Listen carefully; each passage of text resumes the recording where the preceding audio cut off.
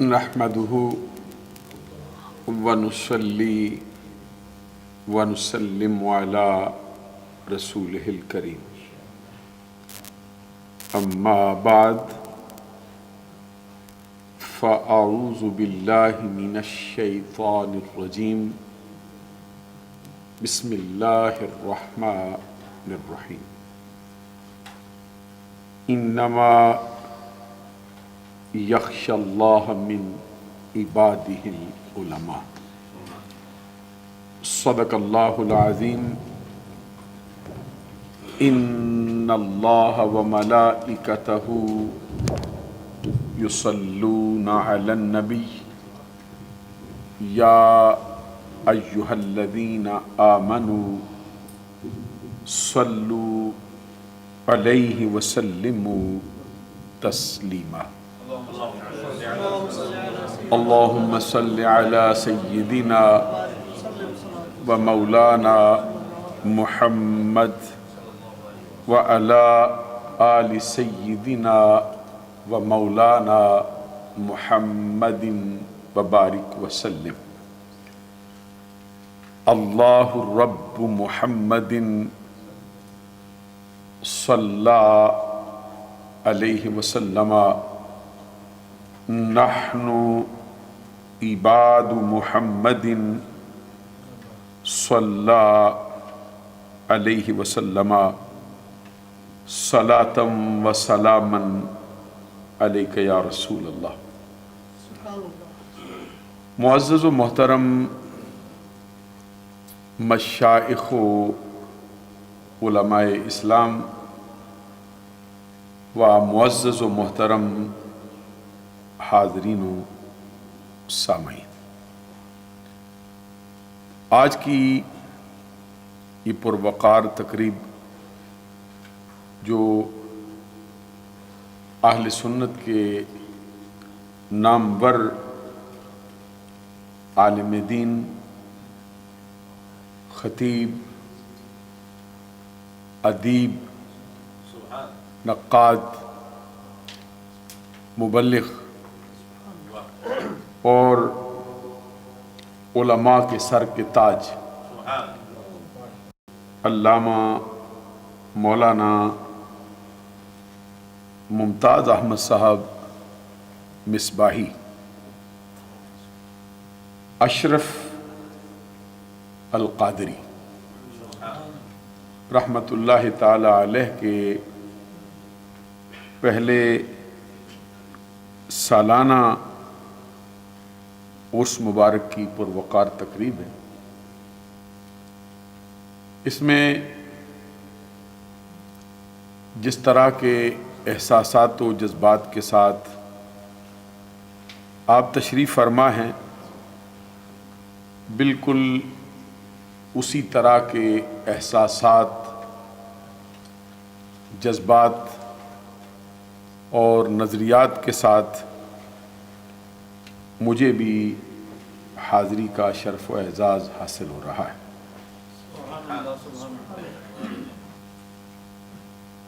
آپ ملاحظہ فرما رہے ہیں کہ آج کی تقریب میں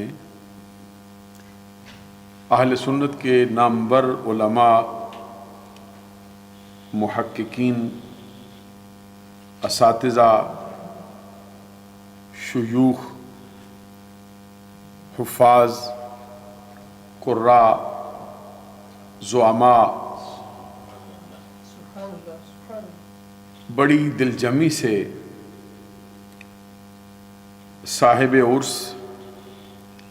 حضرت علامہ ممتاز احمد صاحب مصباحی رحمۃ اللہ علیہ کی ذات بابرکات کو اور ان کی خدمات کو خراج تحسین پیش کرنے کے لیے تشریف فرمائے. میں عرس مبارک کی اس تقریب کی کامیابی پر ان کے صاحبزادگان کو، خاص طور پر حضرت صاحبزادہ مولانا علامہ ارشاد احمد صاحب شہدا رضوی مبارک پوری، جو اپنے والد مکرم کی تصویر ہیں اور ان کی امنگوں کے ترجمان ہیں اور ان کی گود کے پالے ہوئے ہیں۔ میں آپ کی خدمت عالیہ میں اس مبارک کی کامیابی پر اور اس عظیم الشان تقریب کے انعقاد پر دل کی اتھاہ گہرائیوں سے مبارکباد پیش کرتا ہوں اور دعا کرتا ہوں کہ اللہ تبارک و تعالی حضرت صاحب عرس کے فیض کو ان کی اولاد میں نسل در نسل تا قیام قیامت منتقل فرمائے اور حضرت کی قبر مبارک پر اپنی کروڑہا رحمتوں اور برکتوں کا نزول فرمائے۔ آج کی تقریب میں اہل سنت کی جو ہستیاں تشریف فرما ہیں، بڑے مشہور اور معروف عالم دین، جنہوں نے بہت تھوڑے سے وقت میں سرزمین برطانیہ میں اپنی خدمات کا لوہا منوایا ہے۔ خطیب الاسلام استاد العلماء حضرت علامہ مولانا مفتی نظام الدین صاحب مصباحی دامت برکاتہم العالیہ والقدسیہ، وہ بھی تشریف فرما ہیں اور سرزمین پاکستان کے ایک نامور خطیب اور عالم دین، جو میدان خطابت میں بڑا اچھوتا اور بڑا نرالا اور انوکھا انداز رکھتے ہیں، جن کی خطابت کے ڈنکے چار دانگ عالم میں بجتے ہیں، حضرت علامہ مولانا محمد حنیف صاحب ساقی، المعروف ساقی ملت دامت برکاتہم العالیہ والقدسیہ، وہ بھی تشریف فرما ہیں اور اپنی تمام تر خدمات کے باوجود انتہائی انکسارانہ طبیعت رکھنے والے اور انتہائی ہر دل عزیز شخصیت محترم المقام حضرت مولانا محمد اقبال صاحب دامت برکاتہم العالیہ والقدسیہ، وہ بھی تشریف فرما ہیں اور ایک اور انتہائی متین اور سنجیدہ شخصیت خطیب الاسلام حضرت علامہ مولانا محمد محسن رضوی صاحب دامت برکاتہم العالیہ والقدسیہ، خطیب اعظم بولٹن، وہ بھی تشریف فرما ہے اور جن کی آواز عرصہ دراز سے اہل سنت کے حلقوں میں گونج رہی ہے اور جو علماء کے حلقے میں اور عوام الناس کے حلقے میں یکساں طور پہ مقبول ہیں، جن کو میں دیکھتا ہوں تو ان کے چہرے کی جو ملاحت ہے اس کو دیکھ کر ہی طبیعت میں سرور سا محسوس ہونے لگتا ہے۔ محترم المقام حضرت مولانا قاری محمد اسماعیل صاحب دامت برکاتہم العالیہ والقدسیہ اور خانوادہ سادات کے ایک ابھرتے ہوئے نوجوان عالم دین، خطیب، اور میں تو یہ سمجھتا ہوں کہ وہ آسمان خطابت کے ایک ابھرتے ہوئے ستارے، فخر الملت والدین، صاحبزادہ والا شان حضرت علامہ مولانا سید عقیل بن اسد شاہ صاحب دامت برکاتہم العالیہ والقدسیہ، وہ بھی بنفس نفیس آج کی تقریب میں موجود ہے۔ یہ آپ محسوس کرتے ہیں کہ ابھی تقریب کا آغاز ہوا ہے تو علماء کا اتنا جمع غفیر ہے۔ جب یہ تقریب آگے بڑھتی رہے گی تو مجھے لگتا ہے کہ عوام الناس سے زیادہ علماء کا جھرمٹ ان کو نذرانہ عقیدت پیش کرنے آئے گا۔ علماء کی صف میں تو ایک ادنا سا طالب اور طالب علموں میں بھی ہمارا شمار ہو جائے تو یہ بھی ہماری ذات کے لیے معراج سے کم نہیں۔ جن کو لقب دیا گیا ہے کہ وہ ممتاز العلماء ہے، جو علماء میں ممتاز ہیں، اور ایک ہوتا ہے صرف نام کا ممتاز ہے، ایک ہے جو حقیقی طور پر ممتاز ہے۔ وہ اسم بامسمى ہے، جیسا ان کا نام تھا ویسا ان کا کام تھا۔ زندگی بھر انہوں نے اہل سنت سے وفاداری کی، اور حالات جیسے بھی ہوئے ہیں ان کی غیرت کسی میدان میں، کسی بازار میں، کسی خانوادے میں بکنے کے لیے کھڑی نہیں ہوئی۔ اللہ تبارک و تعالیٰ نے ان کو علم کی دولت کے ساتھ ساتھ غیرت کی دولت سے بھی مالا مال کیا، اور جتنے بڑے وہ عالم دین تھے اتنے ہی بڑے وہ اپنے علم پر عمل پیرا رہنے والے وہ بزرگ تھے۔ سعدی شیرازی رحمت اللہ علیہ فرماتے ہیں، علم کے راہ حق نہ نماید جہالت است، کہ وہ علم جو سیدھا راستہ نہ دکھائے وہ علم نہیں ہوتا، وہ جہالت ہوتی۔ اللہ تبارک و تعالیٰ کے کرم سے جس ہستی کے عرس میں ہم آئے ہیں وہ ان ہستیوں میں سے سر فہرست ہیں جنہوں نے اپنے علم پر ہمیشہ عمل پیرا ہونے کی کوشش کی ہے اور اس میں کامیاب بھی رہے۔ میں جتنے بھی افراد سے،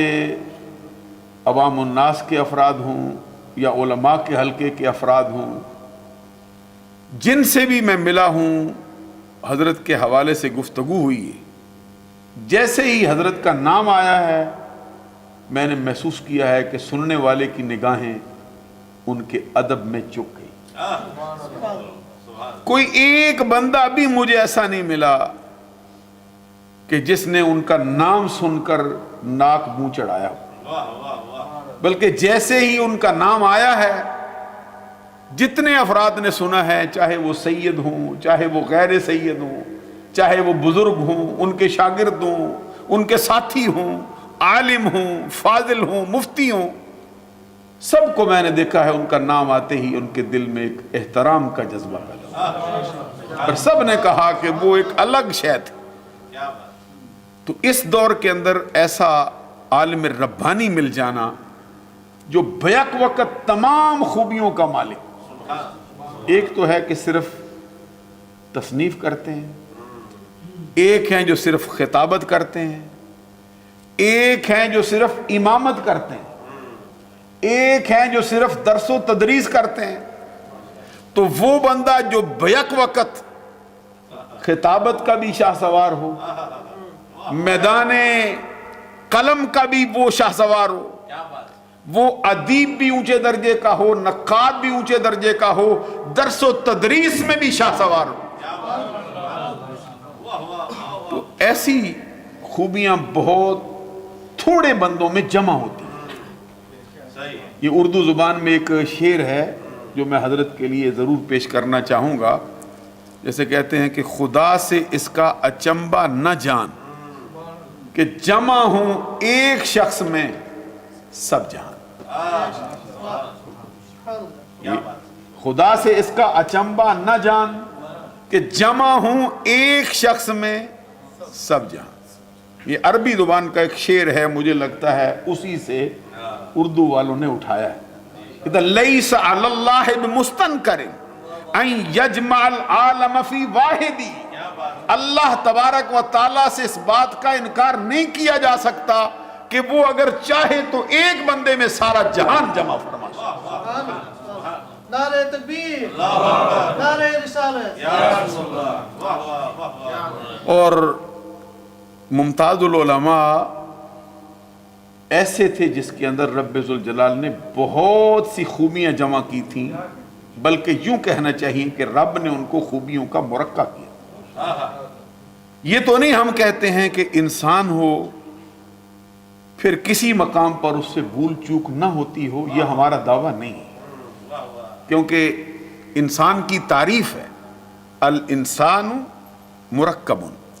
عن الخطأ والنسیان۔ انسان مرکب ہے کس کا؟ خطا،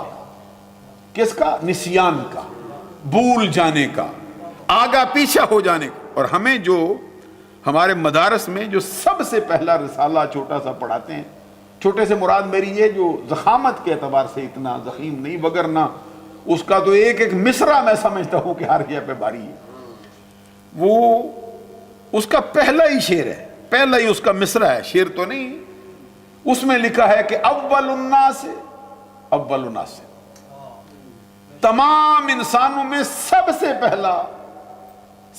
سے پہلا ہی نسیان کرنے والا۔ یعنی یہ نہیں ہمارا دعویٰ ہے کہ جو انبیاء کرام کے بعد افراد ہیں ان سے کوئی نسیان نہیں ہو سکتا ہے، خطا سرزد نہیں ہو سکتی، بھول چوک نہیں سکتے ہیں، لیکن ہم کہتے ہیں وَلِلْأَكْثَرِ حُكْمُ الْكُلِّ، اکثر کا حکم جو ہے وہ کل کے لیے ہوتا ہے، یہ قاعدہ ہے۔ اور بعض مقامات قرآن مجید میں بھی کل بمعنی بعض استعمال ہوا ہے، کل بمعنی بعض استعمال ہوا ہے۔ تو اس اعتبار سے جب ہم ان کی شخصیت کو دیکھتے ہیں، ان کی زندگی کا جائزہ لیتے ہیں، تو ہم برملا طور پر کہہ سکتے ہیں کہ وہ جو اعلیٰ حضرت امام محمد رضا کا شعر ہے، جو انہوں نے کسی بھی عشق رسالت میں ڈوبے ہوئے بندے کے لیے لکھا ہے کہ انہیں جانا انہیں مانا نہ رکھا غیر سے کام، للہ الحمد میں دنیا سے مسلمان۔ حضرت ممتاز العلماء کی زندگی کو اگر ایک شعر کے سانچے میں ڈالا جائے تو یہ بھی برملا طور پر اس کا ثبوت ہو سکتا ہے۔ انہیں جانا انہیں مانا نہ رکھا غیر سے کام۔ بریڈ فورڈ میں انہوں نے جتنا وقت گزارا ہے، ان کے شاگرد بھی یہاں موجود ہیں، ان کے بہت سے جو ان کے ماننے والے ہیں، ان کے اعتقاد رکھنے والے وہ بھی موجود ہیں، اور ابھی تشریف لائیں گے، پورا بریڈ فورڈ آئے گا، آپ دیکھیں گے ہر کسی نے یہ کہا ہے کہ وہ اول سے لے کر آخر تک امام اہل سنت امام محمد رضا کے نظریے کے دائی تھے، اور کوئی شخصیت اس میں پائی نہیں گئی۔ تو اس دور کے اندر اس سے بڑا کوئی امتحان نہیں ہے۔ کیا بات ہے، بڑے بڑے، چونکہ ویسے تو کہا جاتا ہے نا، یہ جو ساقی صاحب تھوڑا ٹائم لے سکتا ہوں نا،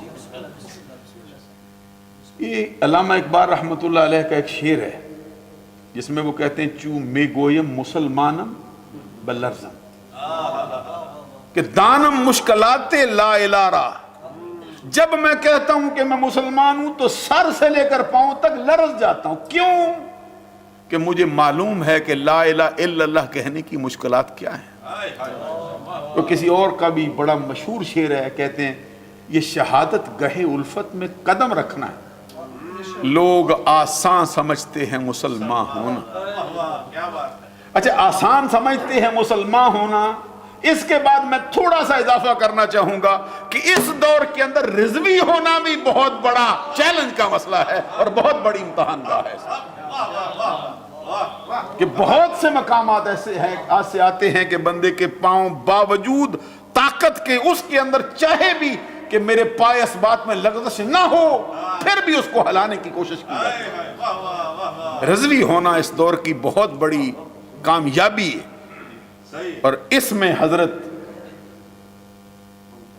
دنیا کے اندر جیسے آئے ہیں، جیسے تشریف لائے ہیں، اللہ کے کرم سے وہ رضوی ہونے میں کامیاب و کامران دنیا سے تشریف لائے۔ وہ جو مجھے حضور مولا علی شیر خدا رضی اللہ تعالیٰ عنہ کا جو فرمان ہے، جب ان کو خنجر لگا تھا تو پھر انہوں نے ایک جملہ اپنی زبان اقدس سے کہا تھا، وہ کیا تھا؟ وہ فرمایا تھا فزت برب الکعبہ، رب کعبہ کی قسم میں کامیاب ہو گیا۔ حضرات ذرا غور فرمائیے نا، یہ میرا تو جملہ نہیں ہے، یہ مولا علی شیر خدا کا جملہ، حسن و حسین کے بابا کا فرمان، فاطمہ کے سر کا تاج کا فرمان، تاجدار حل عطا کا فرمان ہے، علی شیر خدا کا فرمان ہے۔ کب فرمایا؟ جو خنجر لگا۔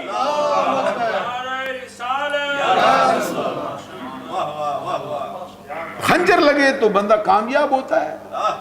غور فرمائے، خون کا فوارہ نکلتا ہے، جسم جو ہے وہ بندہ،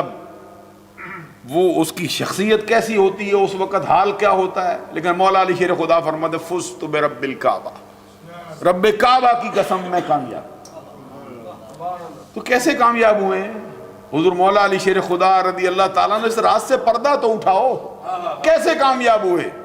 جواباً ادھر سے جواب آتا ہے، روحانیت میں کشف سے جواب آتا ہے کہ وہ جو میں نے سرکار سے پہلے دن عہد و پیمان باندھا تھا، اور جب سرکار نے کہا تھا کہ میں اللہ کا رسول ہوں مجھے مانو، پر میں بڑا مجمع لگا تھا، اس میں کوئی نہیں اٹھا تھا، ایک میں ہی اٹھا تھا۔ میں نے کہا سرکار اگرچہ عمر میری تھوڑی ہے، ٹانگیں میری پتلی ہیں، قد میرا اتنا نہیں ہے جتنے یہاں پہ بیٹھے لوگوں کا ہے، لیکن میں جیسا بھی ہوں آپ کی آواز پر لبیک کہتا ہوں،